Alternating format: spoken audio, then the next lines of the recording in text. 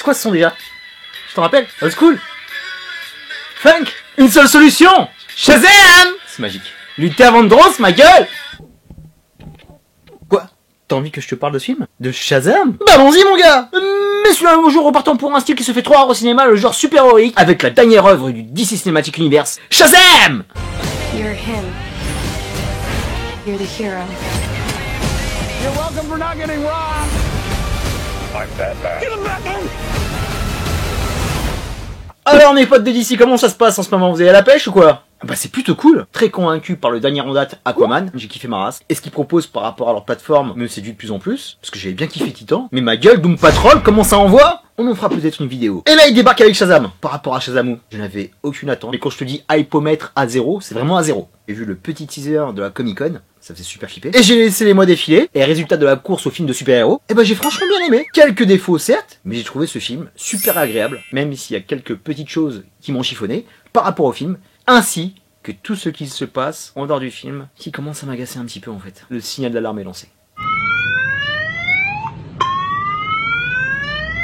On le sent, depuis quelques temps, après le virage qui a été entrepris avec Justice League, l'univers partagé d'ici complètement changé de cap. Ils nous ont proposé Aquaman, qui était quelque part un risque parce que l'univers est tellement grandiose que c'était vraiment casse-pipe de le faire. Mais ils se sont plutôt bien sortis. L'avantage de Aqua, c'est que c'était un personnage qui était méconnu du public. On le connaissait juste pour se foutre de sa gueule. Et finalement, avec Jason Momoa, même s'il y a quelques esprits chagrins, le film a été plutôt bien accepté. Et là, on part dans l'inconnu total, parce que Shazam est vraiment inconnu du grand public. Une sorte de parent pauvre de DC Comics. C'est un très vieux super-héros, il date des années 40. Il a eu une longue histoire en coulisses, car à la base, il n'appartient pas à DC, mais à une société concurrente, qui était la Fawcett Publication. Et petite anecdote, dont tu te fous peut-être, mais je vais quand même la dire. À la base, il ne s'appelait pas Shazam, mais Captain Marvel. Ce personnage était là pour concurrencer le number one DC, Superman. Mais tu connais le capitalisme en roi. Nous n'aimons pas la concurrence. Donc les décisionnaires de DC ont attaqué Fawcett Publication pour plagiat.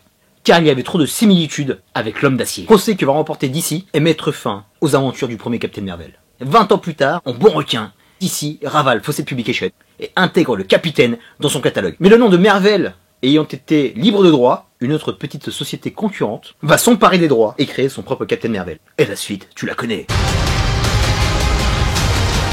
Donc, doublement au revoir Captain Marvel et bienvenue à Shazam, qui sera officialisé en 2011, à partir des New 52. Tu connais? Non, tu connais pas. Bon, c'est pas grave, restons sur le film. Donc, quand tu penses ce genre de personnage, le risque est limité, parce qu'il n'y a pas une grosse attente du public. À part les lecteurs de comics, personne ne doit le connaître. C'est quoi cette guirlande en rouge, là? Et de toute façon, dès que tu sors de la Trinité, dès que tu sors des plus connus Avengers, personne ne connaissait Ant-Man, et personne ne le connaît aujourd'hui d'ailleurs. Donc, risque limité par rapport à un Batman, ou un Sup, ou la moindre sortie de route ne te sera jamais pardonné. Le public est de plus en plus coriace, bordel. Donc par rapport au DCU, tenter l'aventure avec ce jeune héros qui se retrouve dans le corps d'un adulte doté de pouvoirs de dieu et de héros grecs, stratégiquement, c'est pas si con. Après, est-ce que la qualité était au rendez-vous? C'est une autre histoire. Le parallèle qu'il y a à faire entre Aquaman et lui, ils avaient commencé ce virage avec la Justice League, qui est cette catastrophe industrielle. Ils l'ont fait aussi avec Aquaman, qui est un bon blockbuster, mais il y a aussi beaucoup de fun.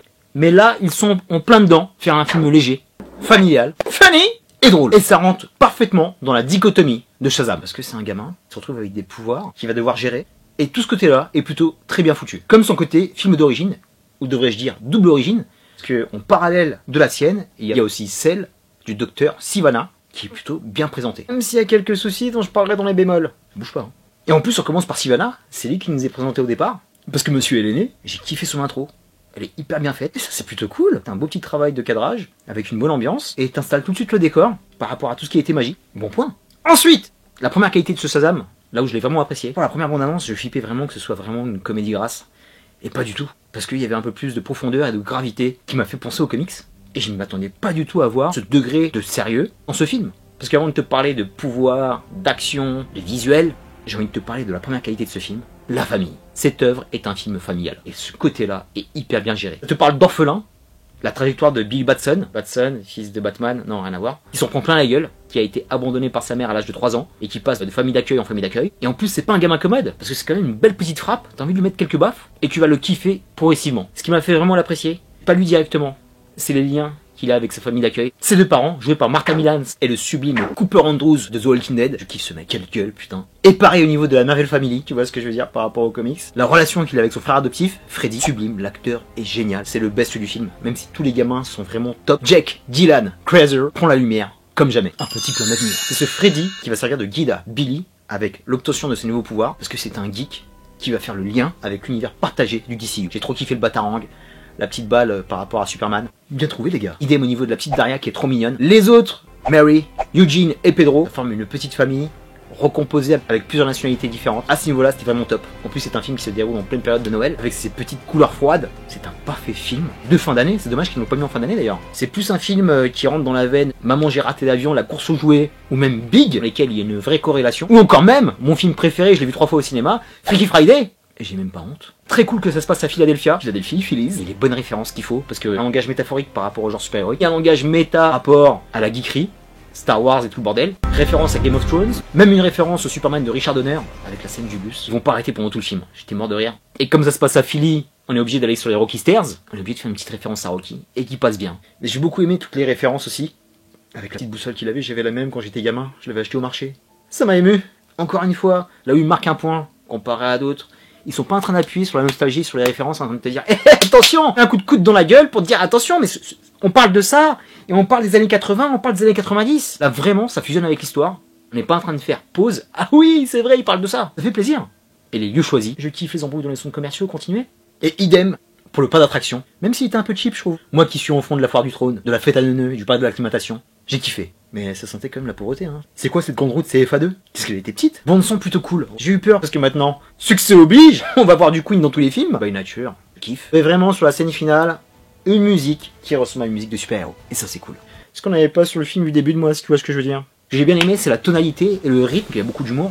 Ces vannes-là ne désamorcent jamais une scène comparée à la concurrence que je ne citerai pas. Pas sûr que je me retienne d'ici la fin de la vidéo. Et comme je te dis, malgré que ce soit fun, il y a vraiment des gros moments dramatiques. La scène avec sa mère, purée, c'était chaud. Il y a une scène qui est hyper révélatrice. C'est carrément pour moi le petit climax du film, où le héros va se révéler. Ça fait partie de son parcours initiatique, gorgeous. Toute la première partie du film qui est hyper bien présentée, qui est cool. Ça s'éclate bien, et tout d'un coup, ça commence à venir un petit peu maussade. Confrontation, on va dire bagarre de ref entre lui et Freddy, et super bien joué aussi. Et de l'autre côté aussi, pour rester dans le drama, celui qui en prend aussi plein la gueule, c'est Thaddeus Sivana, qui lui a une enfance plus que difficile. Et par contre, lui, ça rigolait pas du tout. Hein.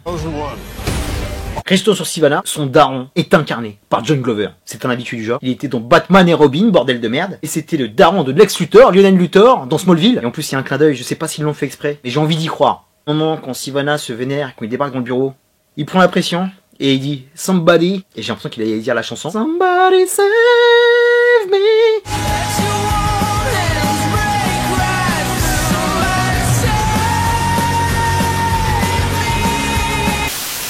Somebody help me, bien appuyé pour te faire montrer qu'il y a une référence à Smallville. J'étais pété de rien. Franchement, c'était excellent. Très belle scène d'ailleurs. Si j'ai un bémol par rapport au pouvoir de Sivana, il introduit sa puissance avec les 7 Deadly Sins, les 7 péchés capitaux. Monsieur ne blaguez pas du tout. Like a bad guy, right? Et là, par rapport à une origin story, on te présente bien ce personnage. Ils prennent leur temps, les scènes sont longues. Comparé à d'autres films, où tu sens que les mecs sont pressés, ils veulent te faire 1 milliard de scènes pour te parler du gars. Il y a des scènes où c'est vraiment posé, qu'ils soient en Billy Batson ou en Shazam. Dès qu'un dialogue doit être long, il doit être long. Dès que la scène, elle doit prendre de la longueur, elle doit prendre de la longueur. Dès que ça doit être un peu plus vénère, un peu plus rythmé, il n'hésite pas, c'est complètement assumé, et ça fait zizir mon pote. Et un bon point pour la promo, parce que franchement, elle montre rien quoi. Du moins la bande-annonce que j'ai vue, j'ai pas vu le reste, et franchement c'est super cool. Un point pour les pubs, comme ça nous laisse un maximum de surprises, et on avait pas mal. Ils n'ont pas du tout qu'ils introduisent d'autres personnages. Un personnage aussi qui arrive, même là c'était une feinte de corps, failli kiffer. Franchement j'étais super étonné. Bon, il y en a un qui devait venir, malheureusement on l'a pas encore vu. S'il débarque, ça va être titanesque, et ça donnera beaucoup plus d'impact à ce Shazam. Il faut son aimer 6, c'est normal, mais je te dirai pas qui c'est. Juste ce que je peux te dire, c'est que ça va catcher. Autre chose aussi par rapport à ses pouvoirs, ce que j'ai bien aimé, c'est qu'il est surpuissant, mais il maîtrise que dalle, et pendant tout le film, il va galérer avec. Jusqu'au bout. Il aura même besoin de beaucoup d'aide pour s'en sortir. C'est aussi excellent point. Et pourtant, Shazam, dans le comics, il l'envoie, ils auraient pu vraiment se faire plaisir. Mais ils l'ont pas fait, ils se sont retenus. Il n'est pas devenu Deus Ex Machina, comme la super-héroïne qu'on a vue en début de mois là. Elle est arrivée, elle a éclaté la gueule de tout le monde, et lui, c'est tout le contraire. Je ne sais pas s'il y a des vases communicants et que ces films se répondent, mais là, pas du tout. Le chemin de croix est là, on s'attache à lui, il en bave, dans la joie et la bonne humeur. Mais on a l'odyssée du héros qui est primordiale. Wait for real. Say okay. Pour un sup. Et c'est parfaitement crédible. parce que ça reste un enfant qui est complètement dépassé par les événements. Parlons action, c'est plutôt bien foutu, à part bon, les Seven Deadly Sins, pas du tout caractérisés comme ça dans le comics, ça m'a un peu dérangé. J'ai vraiment voulu les voir en forme humaine, on aurait pu, ça aurait donné un peu plus de consistance. Là, de les voir en monstres qui sont moyennement faits, je dirais des CGI old school, m'a pas dérangé, et on peut mieux faire. Il y a une sorte de Man of Steel-like, ça vole, ça fait penser au combat Dragon Ball Z, Destruction Massive, vs Zod, mais c'est tout son combat de fin qui se passait en nocturne, ça m'a plutôt fait penser à Matrix Revolution, c'était plutôt pas mal. Et je sens que Warner, par rapport à Shazam, ils ont voulu en faire un petit film. Le film coûte 90 millions, ce qui est que dalle par rapport à un film de super-héros de nos jours. Son pote Aquaman, on a coûté le double, j'imagine même pas Endgame et Infinity War. Ils sont allés sur la pointe des pieds quoi. Et franchement le résultat, on dirait limite un petit film indépendant façon Chronicle. Au lieu de tout faire péter, franchement ça passe plutôt bien. Si j'ai une petite appréhension par rapport à ça, dont je te parlerai à la fin. Décidément je vais te parler de beaucoup de choses à la fin. Casting, pas beaucoup d'acteurs connus, ça c'est plutôt bien vu. Les grosses têtes d'affiche étaient Mark Strong, qui fait tout le temps le taf, il est magnifique. Si là je trouve que entre le début et la fin, c'est dommage qu'on lui donne pas un peu plus de matière. C'est un parcours que j'aurais voulu voir. On n'a pas vu, le film il va pas durer 3 heures, il durait que 2 heures. Mais entre l'enfant et l'adulte qui devient hyper motivé pour être un mec vénère, qui a des super pouvoirs et qui veut en mettre plein la gueule à sa famille, il y a un gap de fou. Et c'est dommage que ce trou n'a pas été comblé. Premier bémol, Jimon Hounsou, mec, il a pris un abonnement, il est partout. Gardien de la Galaxie, Captain Marvel, il était dans Aquaman, et il débarque dans Shazam. Il y a un peu de consanguinité dans les studios. Me fait confirmer qu'ils ont pris Zachary Levi, qui était dans Thor, bon il avait un rôle mineur. Mais ce serait bien qu'ils trouvent en fait des nouveaux acteurs avec des nouvelles gueules. À part ça, Zachary Levi a fait un taf de malade. Il est super bien dans son rôle. Transformation du corps, c'est devenu un bon bœuf. Il a bien taffé à la salle, lui aussi, c'était cool. Il incarne parfaitement son personnage. Il est vraiment engagé. Tu sens que le mec kiffe, comme le reste du casting. Tout le monde est là, au diapason, pour nous faire un bon film. Et ça, c'est bien. Un film fluide et agréable. On est loin de ce qu'avait proposé Zack Snyder sur les débuts. C'est là que je vais faire un parallèle entre les deux. J'espère que ce film va apporter sa tonalité personnelle et qu'ils ne vont pas nous faire un péché originel façon Gardien de la Galaxie. J'ai envie que Shazam ait sa tonalité. J'ai envie que Aquaman ait son univers. Et j'ai pas envie d'effacer ce qu'a proposé Zack Snyder. Il faut des films avec de la gravité, il faut des films avec la Trinité. Sûr, tu peux mettre des vannes dans un Superman, dans un Batman, ça me dérange pas. Mais mon gars, il faut envoyer l'artillerie lourde, il faut bousculer le spectateur, il faut que ces films poussent au débat, nous divisent s'il le faut. Il faut des haters de ces films comme des lovers. Et Zack Snyder arrivait à le faire. Et j'ai peur que ce Shazam nous donne que ce genre de film. Reste des projets de Warner, son Bird of Prey et le nouveau Wonder Woman. Il faut un peu de couleur.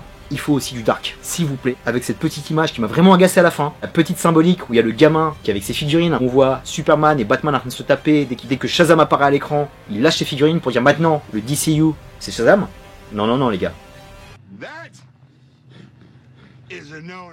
Shazam intègre la bande, Mahaba il est le bienvenu, et Superman et Batman sont les tauliers, avec Wonder Woman aussi. Faut pas effacer, vraiment, je compte sur vous la Warner, le bon travail de Zack Snyder. Il faut garder les poids lourds, il faut intégrer les petits derrière. Faites-le s'il vous plaît. Parce que c'est cool de voir Shazam, mais j'ai envie de voir le Green Lantern Corps, j'ai envie de voir Martian Manhunter, ça me fait flipper. Parce que beaucoup de gens sont en train de quitter le navire. Je suis pas fan d'Ezra Miller, mais tu veux même pas laisser sa chance au gamin.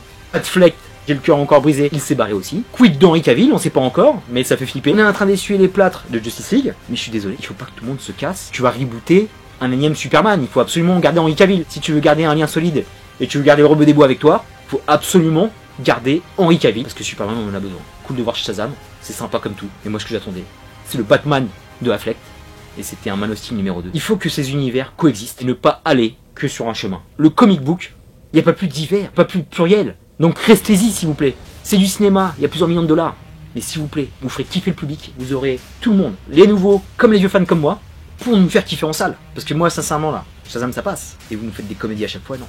Non, je suis désolé. J'ai pas envie de voir Batman en train de faire un moonwalk. Et vraiment le bémol extérieur, j'ai envie de dire à Warner, restez ambitieux. Shazam, même s'il est très sympa, reste un petit film. Faites-nous du grandiose, faites-nous de la proposition comme vous avez fait avec James Wan et Aquaman, c'était un grand spectacle. Shazam est super cool à voir, c'est pas un spectacle de dingue. Faites exploser ça sur les autres personnages. Wonder Woman par exemple. Ne faites pas un Wonder Woman, c'est pas en comédie musicale hein. Bellec hein. Ah c'est bon, j'ai vidé mon sac mon pote. Et je peux te dire que ça fait du bien. Pour conclure sur Shazam, ce film a fait le boulot, c'était fluide, c'était marrant. Une bonne introduction de plusieurs personnages. Idem au niveau du Nemesis qui est à moitié bien fait. Réalisation simple et efficace, plein de bons sentiments.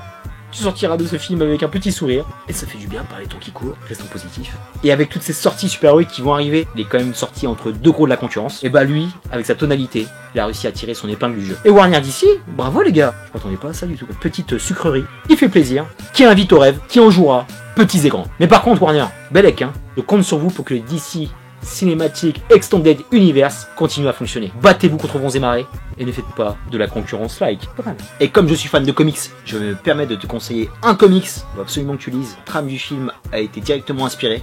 En plus, il y a pas mal de petits clins d'œil. C'est dans le parc d'attraction avec le tigre, c'était mignon. Shazam, un one-shot de Urban Comics, à ne pas rater. Super agréable, une lecture super fluide. Ce dessin c'est Gary Frank, je kiffe son crayonné. Et c'est facile les comics, hein. Il y a des images, t'as juste à lire les cases, c'est super rapide. Tu vas kiffer ta race. Un effort, lis s'il te plaît. Un autre, Kingdom Come, Mark Waid et Alex Ross au dessin du Heavyweight Champion of the World, à ne pas louper. Et Shazam a un rôle primordial dans cette œuvre, à ne pas rater mon pote. Et il y en a un autre que je peux te conseiller mais je l'ai pas encore lu, et il est qu'à 10 balles, c'est Shazam et la Société des Monstres. C'est mon pote Marty du Comics Office qui m'a exhorté à le lire. Et je le ferai mon pote, compte sur moi. Terminus pour Shazam, je te dis à très bientôt pour de prochaines vidéos. D'ici là, porte-toi bien. Merci pour ton soutien franc et massif, tes partages, tes likes, tes petits commentaires, je kiffe. Ne change rien, je t'envoie un gros peace and love. Shazam! J'ai pas changé, voilà. J'ai toujours 1m50 et... je suis toujours barbu. Toujours poilu. Merde. Shazam!